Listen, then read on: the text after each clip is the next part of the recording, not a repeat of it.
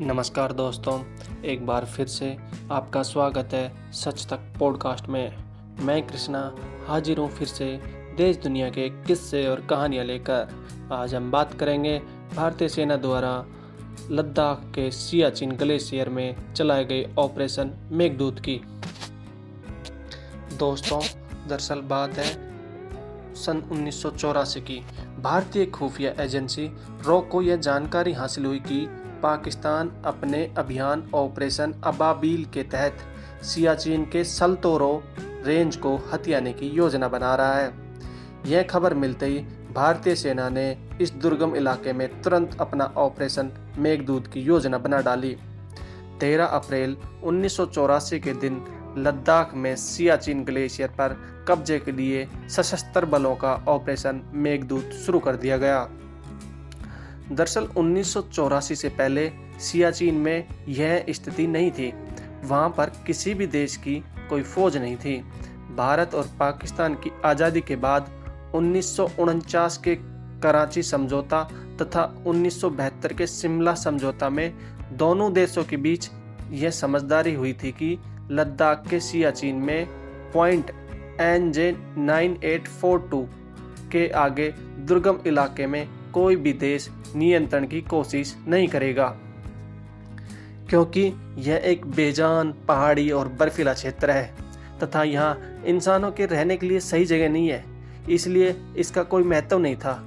इसलिए यहाँ पर कोई विभाजन रेखा नहीं खींची गई।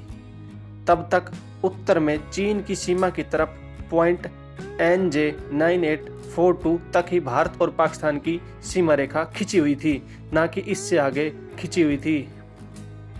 इससे आगे का क्षेत्र बिना रेखा के बिना खींचे ही छोड़ दिया गया।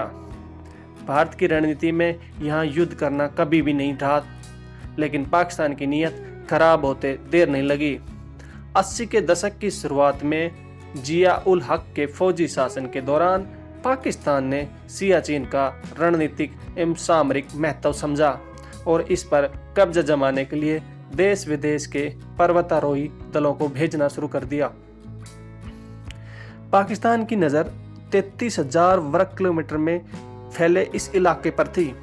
भारत सरकार की आंख तब खुली जब पाकिस्तान ने सियाचिन पर कब्जे की तैयारी शुरू की। पाकिस्तान ने यूरोप में बर्फीले क्षेत्र में पहने जाने वाले खास तरह के कपड़े और हथियारों का एक बड़ा सारा ऑर्डर दे दिया था। भारतीय सेना इस सूचना से चौकन्ना हो गई और सियाचिन की तरफ कूच कर दिया और इस तरह लॉन्च हुआ ऑपरेशन मेघदूत। ऑपरेशन मेघदूत के तहत भारतीय सैनिकों को वायुसेना के 76 AN-12 और AN-32 विमानों से ऊंचाई वाली एयरफील्ड तक पहुंचाया गया। वहां से MI-17 और MI-8 चेतक और चीता हेलीकॉप्टरों के जरिए सैनिकों को ग्लेशियर की उन चोटियों तक पहुंचा दिया गया जहां तब तक इंसानों के कदम नहीं पड़े थे। 13 अप्रैल 1984 को 300 भारतीय सुरक्षा बलों ने ग्लेशियर की अहम चोटियों और दर्रों पर अपनी पोजीशन संभाल ली थी। 13 अप्रैल 1984 को भारतीय सेना ने ऑपरेशन मेघदूत सफल लॉन्च कर दिया। खास बात यह भी थी कि बर्फ में पहने जाने वाले कपड़े और साजो सामान भारतीय सेना के पास 12 अप्रैल की रात को ही पहुंचे थे। दुनिया के सबसे ऊंचे मैदान के जंग में सीधे टकराव की यह एक पहली घटना थी। इससे ऑपरेशन मेघदूत नाम दिया और इसने भारत की सामरिक रणनीतिक जीत की नींव रखी। सियाचिन दुनिया के युद्ध क्षेत्र में सबसे ऊंची जगह स्थित है तथा इसकी भौगोलिक बनावट ऐसी है कि भारत की तरफ से सियाचिन की खड़ी चढ़ाई और पाकिस्तान की तरफ से चढ़ने में आसानी थी। इसलिए ऑपरेशन मेघदूत को काफ़ी मुश्किल माना गया था। जबकि पाकिस्तान की ऊंचाई बहुत कम थी, उसके बावजूद भारतीय सैनिकों ने पाकिस्तानी सैनिकों को मात दे दी। इसलिए दुनिया भर की जो सफल लड़ाइयाँ हुई उनमें ऑपरेशन मेघदूत का नाम भी आता है। ये अपनी तरह का एक अलग ही युद्ध था जिसमें भारतीय सैनिकों ने -60 से -70 डिग्री के तापमान में सबसे ऊंची पहाड़ियों पर तब फतेह हासिल की थी जब पाकिस्तान के लिए हार शर्मनाक थी। ये ऑपरेशन 1984 से 2002 तक चलता रहा, यानी पूरे 18 साल। भारत और पाकिस्तान की सेनाएं सियाचिन के लिए एक दूसरे के सामने डटी रही। जीत भारत की हुई। आज भारतीय सेना 70 किलोमीटर लंबे सियाचिन ग्लेशियर, उससे जुड़े छोटे ग्लेशियर, 3 प्रमुख दर्रों सियाला, बिलाफोंद ला और म्योंगला पर कब्जा रखती है।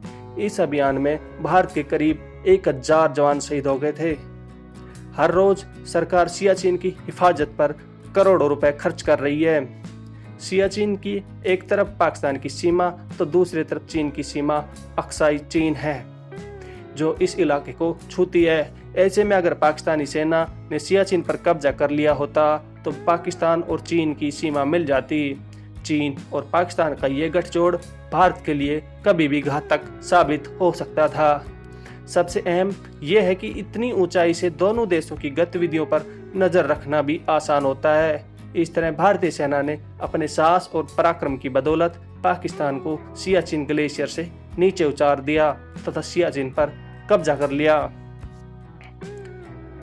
दोस्तों, अगर वीडियो पसंद आई हो तो चैनल को सब्सक्राइब जरूर करें। धन्यवाद। जय हिंद।